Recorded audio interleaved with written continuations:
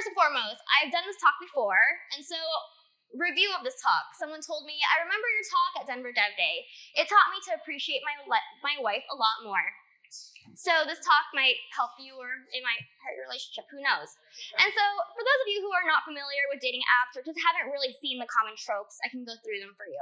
There are a lot of really weird people there, hence this review.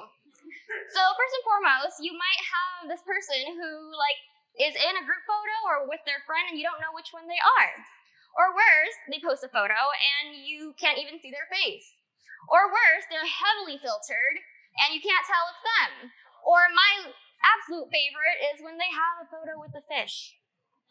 So, okay, so this story starts in the 1700s with all this online dating stuff. So not in the 1700s, during that time it was not online dating, but in the 1700s, in case you're not familiar with US history, this was around the same time as Hamilton, pretty much. But this was during British rule, so colonialism was a thing. There were a lot of immigrants, so people from all over the world coming over here. The Great Awakening, so a lot of religious stuff, and the Declaration of Independence being signed, where we are breaking up with the UK. So while all of this is happening, we had an event in 1727. I'm going to call it the Helen Morrison's ad. That is the event we're talking about here. And what she did was she became the very first person to post an ad in the newspaper seeking a husband, which is really funny because for about 30 years since then, men have already been doing that. And so when she did this, people were like, oh my gosh, this girl is delusional. And I was like, let me tell you a thing or two about being delusional, okay? So what happens? She gets sent to jail for a month. Yeah, so that didn't really work out, but a couple of centuries later, we had something called the St. James Computer Dating Service. So in 1964, this was the actual very first computer dating service, and the reason why I underline the word actual is because if you were to look up the first computer dating service or dating services in general, you'll probably or very highly likely get the results of these two guys taking credit for something that they didn't do. What's new? Well, actually, no, I don't know if they were actually taking credit. I love this. Y'all are traumatized, I can see this. But anyhow, this woman named Joanne Ball, she was a natural matchmaker for her friends, which means she had a lot of friends, she knew who would pair up with who, and sadly she actually died single. But at the time, once again, in 1964, marriage was a necessity for women because of the wage gap. Actually, they didn't even have the permission to have their own bank accounts at this time, just to give you some perspective. And so what she did, sadly, I don't know exactly how her app or service worked because I only got so much information from the interweb, but it focused on qualities that you disliked and won't tolerate in a partner. So I'm just imagining two people matching up and he's like, here are my deal breakers, let me know your red flags and let me decide if I can deal with them. So this was the very first one. Now next, Operation Match. This was in 1965, and these are the two guys who made the very first computer-based matchmaking service in the US. So there were these two guys in college who were struggling to meet girls. Yeah, and then they decided to start this service where you fill out a pamphlet about yourself and your dating habits, and here's the process. So you fill out this questionnaire pamphlet, and then you mail the pamphlet with $3 in cash, and then the answers are then transferred into punch cards. They are manually transferring these things into punch cards, and then they run it through this computer at 2 to 4 a.m. And if you're wondering why it's 2 to 4 a.m., once again, they're students, so they go to school in the daytime, and they want to use this computer, and it's cheapest during those times. So after that, 2 weeks later, they get a list of people and their phone numbers of their top matches. And so some examples of the questions that were asked, so basic information, their name, their age, attitude. So question, do you think romantic love is necessary for a successful marriage?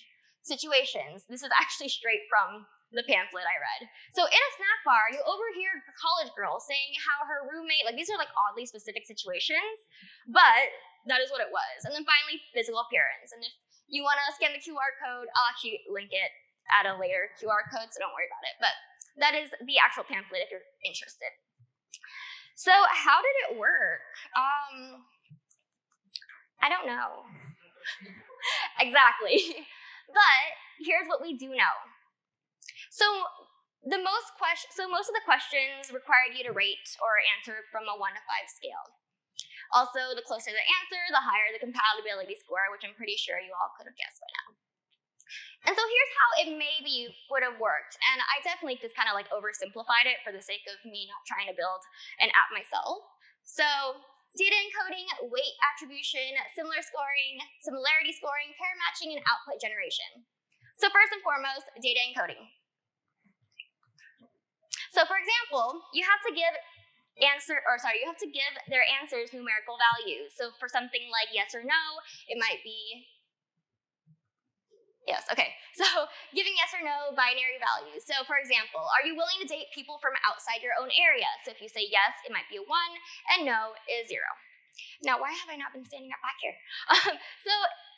Secondly, give ranking answers ordinal values on a scale. So for example, how important things are. So indicate your interest in German language customs. That was actually one of the questions. Like, tell me how interested are you really about German language and custom. Very interested, not interested, and yeah, so those are pretty much the rankings that you could use. And this is a JavaScript talk, and so I did a couple code blocks for you, but also I'm not going to do dirty because it is also the very last talk of the day, so you're not going to watch me up here in code. So secondly, weight attribution. So giving each question a different weight to show the importance, because I'm pretty sure do you want children and do you like plants are going to be very differently weighted questions. So, do you like dogs? Let's say this person has a weight of 3. It's pretty important. Once again, do you want kids? Do you like hiking? Once again, do you like hiking versus do you want kids? Very different weights or values, at least for me. And once again, the German language, we're really caught up on this in case you couldn't tell. So, quick little code snippet there. Now, we're going to use our favorite people, Alice and Bob. So let's assume that these are their answers.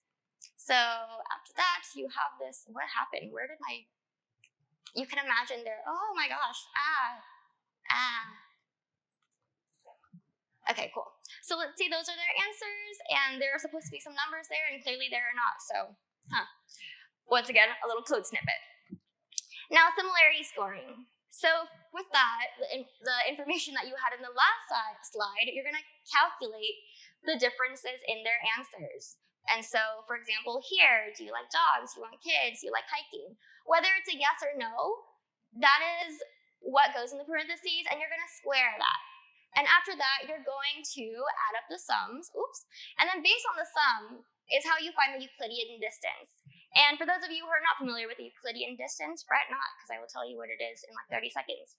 So, so it's pretty much the distance between how close you are to other people. So Alice is right here, and for example, there's this, what is that? All right, so on the y-axis, you have members of the opposite sex consider me A, and then they fill out whatever it is. And then below that, so how important is physical appearance to you? So over here, you have Henry, who thinks he is like hot stuff and was like, yep, I'm a 4. And then how important is it that the other person is attractive? He said not really. So clearly he just wants to be the hot one in the relationship. Next, okay. So Alice there, as you can see, David, Charlie, and Bob are the people who are closest to her. So they are the K nearest neighbor. And based on the Euclidean distance, that is how you calculated that. Now next is pair matching. So let's use some sample data. So consider this a dictionary that the Euclidean distances are between, Alice and then all her other bachelors over there. And so the smaller the distance obviously means that you are the closest to them. And so based on that is how similar you are to that other person, which is pretty self-explanatory. And then step 5 is output generation. So here you're going to be sorted. We're going to sort the users by how similar their scores are in ascending order. So in this case, you get the top 6 users, and that is what is being mailed to you, at least in that one story and like dating app story with the two college guys. So yeah, so those are the names and phone numbers that Alice is going to get. So modern dating apps, real quick show of hands. I'm not going to ask who's on them right now, but how many of you have at least heard of these dating apps? Okay, awesome. I can actually like tell who's kind of traumatized just by like looking at your faces right now.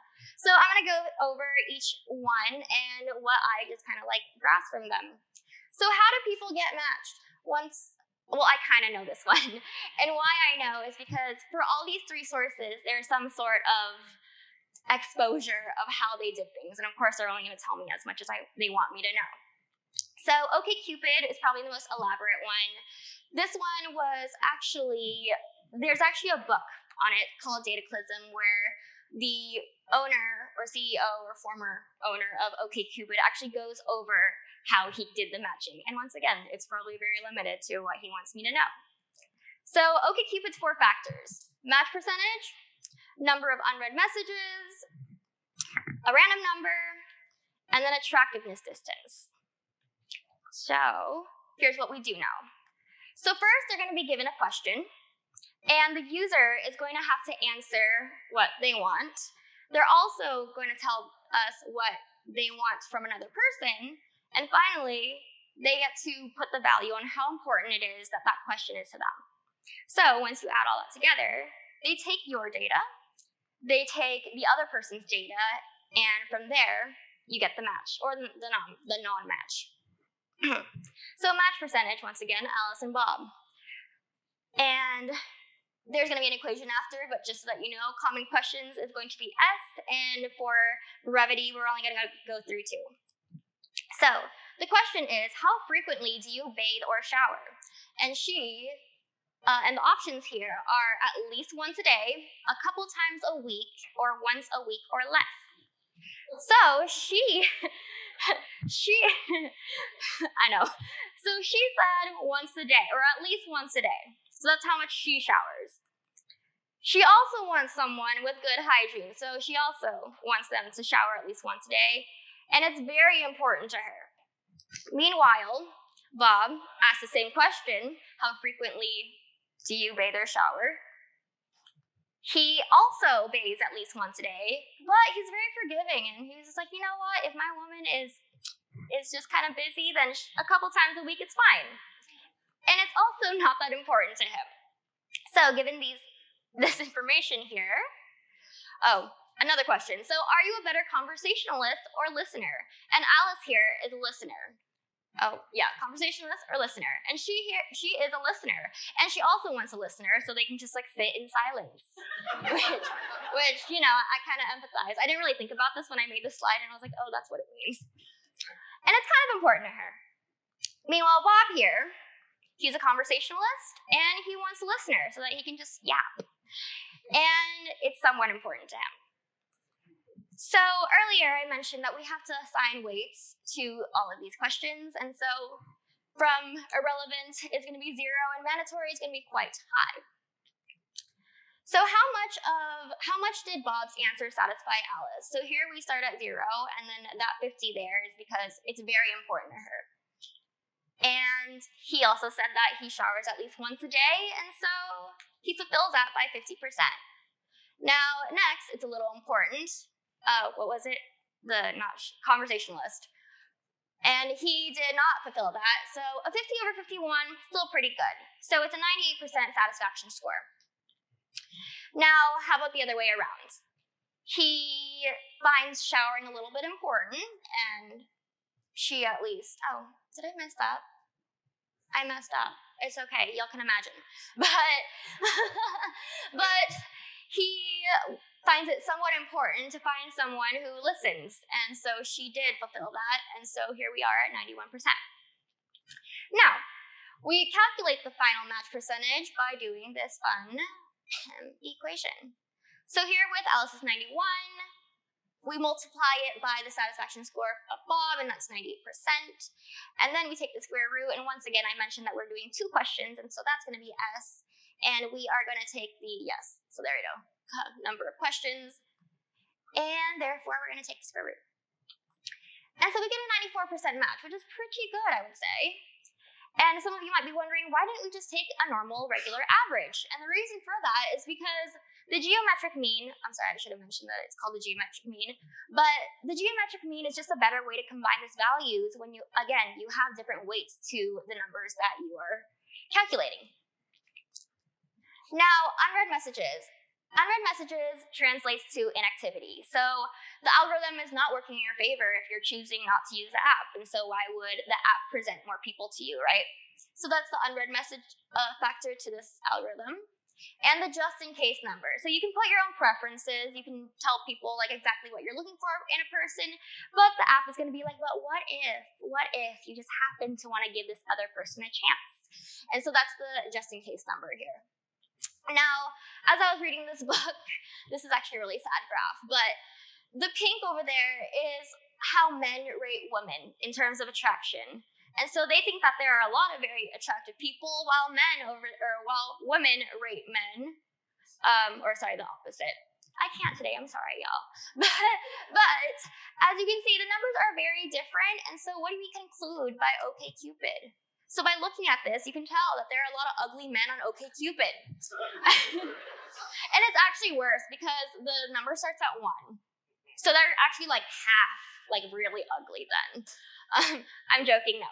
So what they actually did, So actually, no, that's not true. They also conducted an experiment where they asked, both sides without dealing with all this algorithm stuff. And, there are really good-looking people, both in the men and women categories. Now, next, there was a behavioral scientist who did this hot guy versus hot girl experiment where they had two very attractive people walk around a college campus.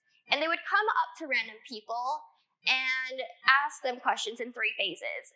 So during the first phase, they asked random people, do you want to go out? Do you want to go on a date with me? And both of them got relatively similar answers or percentage of getting yeses or nos. And second was, do you want to go home with me? And I'm sure you can imagine the girl got a few more yeses than the guy. He got about 5%. And then finally, because for HR reasons, I don't know if I'm allowed to word things that they are, but I'm going to let you all use your imagination. They asked, do you want to partake in an intimate activity with me? And the results here were that the woman got about 70% yeses, while the man, on the other hand, did not. They were not wanting to partake in such activity. And so, just to wrap that up, or at least for the OkCupid algorithm, you have your match percentage, the number of unread message, which again translates to activity, attractiveness distance, and the random number, the just in case number, right? And then, why am I going so fast? That's a timer. Oh, I got time. I need to slow down, y'all. So, next is Tinder. Real quick, how many of you play League of Legends? All right, everyone take a look around the room and identify the toxic people here. Well, that's why it's called a vibe check over there. But League of Legends, they use something called an ELO score, and an ELO score is the method for calculating the skill levels and rankings of users, which requires other people to be compared to each other, right? So back then, Tinder actually released this long message, and the TLDR of this very fat message is they used to use ELO scores to rank people, and now they don't. And I call BS on that. Now, so in this case, this is so sad. So this is why the man took his wife out to dinner after. So you have 3, quote, like levels of people. So you have the standard person, we're gonna call it player, because it's pretty much a game, y'all. It's gamification. So player 1 has a ELO score of 100. Player 2 has 200. And in this case, they identify people as a high quality. So the 200 is going to be a high quality user. While player 3 and 4, they have scores of 60 and 50, and the algorithm is like, you are a low quality player. Grim, but true.